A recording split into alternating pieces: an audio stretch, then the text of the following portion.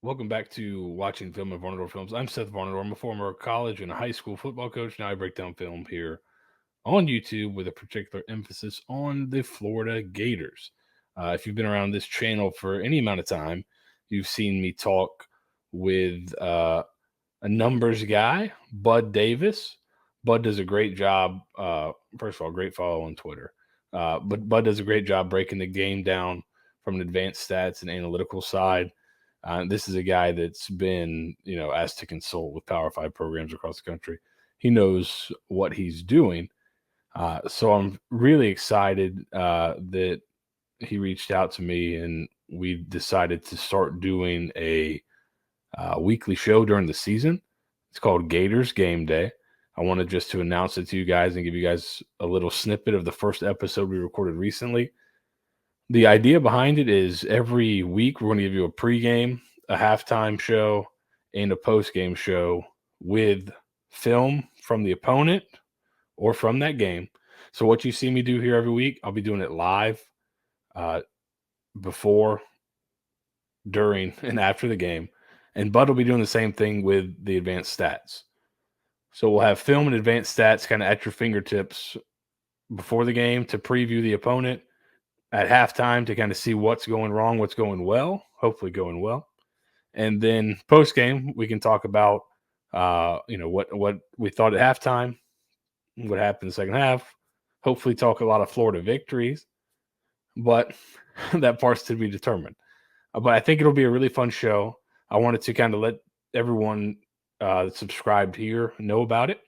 And we've got the premiere episode up at Gators Gameday on Twitter, at Gators Gameday here on YouTube. And I will include like a 5-minute snippet here so you guys can get a little preview of it. And I'll link to the video as well. So we'll really appreciate everybody here going over, subscribing, watching the video. I think Bud does a really good job.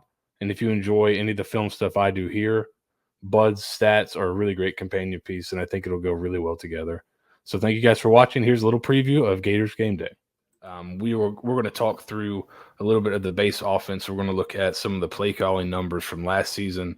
Then I'll show some film of kind of the favorite base concepts, and then we'll talk through the big split. There's a big split in terms of play calling from the backfield set that Florida uses. So when they're in the pistol, and this is stuff you put out last week, I believe, when they're in the pistol, heavy run tendency, and then when they're in the shotgun with the back offset, heavy pass tendency. So we're going to talk about that.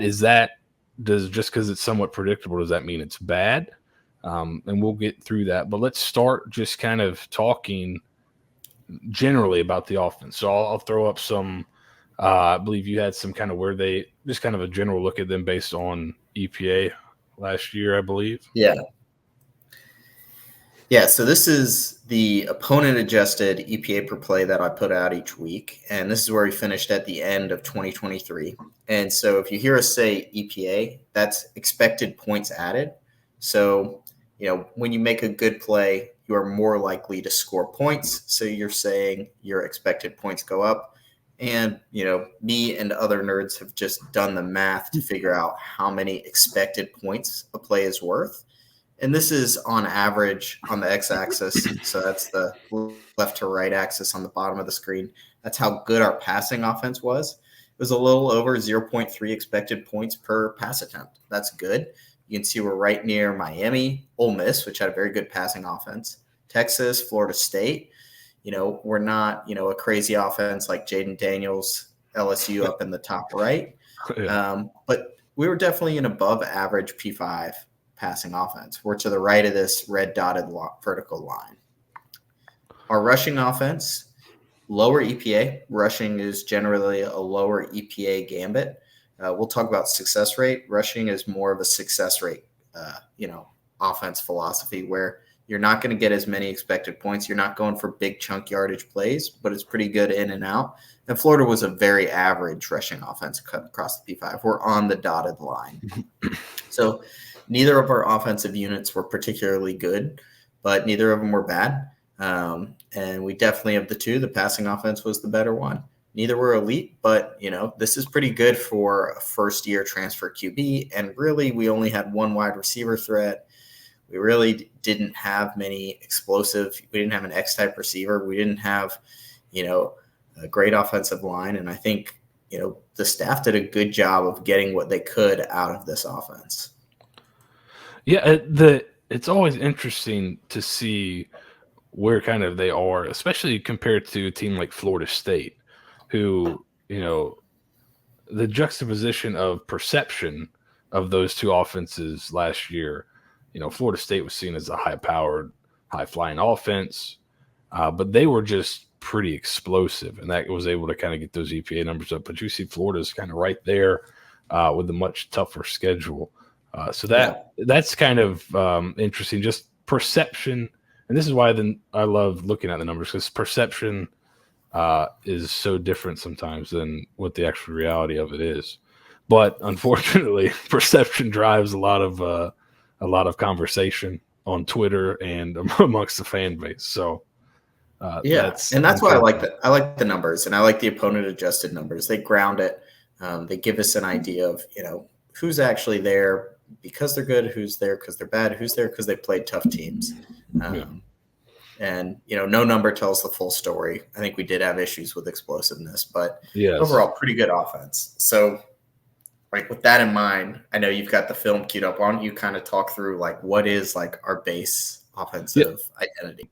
In the run game, we'll start with the run game. Florida, 88% of the time is running zone blocking of some sort, which is 17 points higher in terms of relative usage. So heavy zone team for Florida. So their coaches have given some presentations in the past. So let's talk about zone first. So these are the running back aiming points in zone. So tight zone, you're aiming off the center's outside leg. Inside zone, the guard's outside leg, or even maybe the tackle's inside leg. Mid zone is outside the tackle. And outside zone or wide zone is kind of out on the tight end out there. So with that in mind, let's watch some film, and then we'll get into some of the passing game. So we'll start with some tight zone. So here's against Tennessee last year. Tennessee game was a great one to watch and go back and kind of compile some things. But you'll see how this hits downhill. You can see it a little bit better from the back here. So zone blocking, everyone should be moving. Everyone's kind of moving the same way. Then tight, he's hitting here. Well, that's his aiming point. Just like the diagram.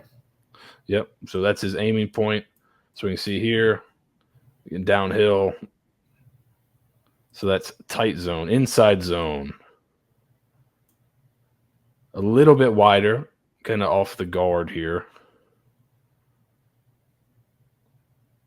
And it can cut back. It's kind of, I'm not sure exactly how they teach it. Some of these look like they're, tight or inside zone, and the back will bounce it. I think it's kind of based on his vision. But you see here, he's tracking downhill here, kind of outside the guard. Cuts it back with the split flow action. That split flow action is also a big part of the offense. What do I mean by that? He's coming back across to kick out, and then you'll see him slip into the flat a lot as a pass receiver. Another look at inside zone here against Utah with a little window dressing, but the same idea.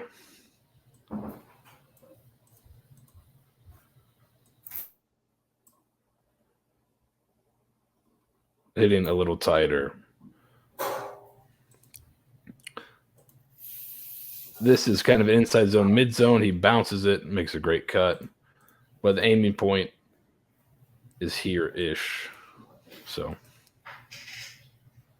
another look. So they run a zone a bunch of different ways. Here's like a true mid zone where he's attacking more like the tackle's inside leg or the tackle.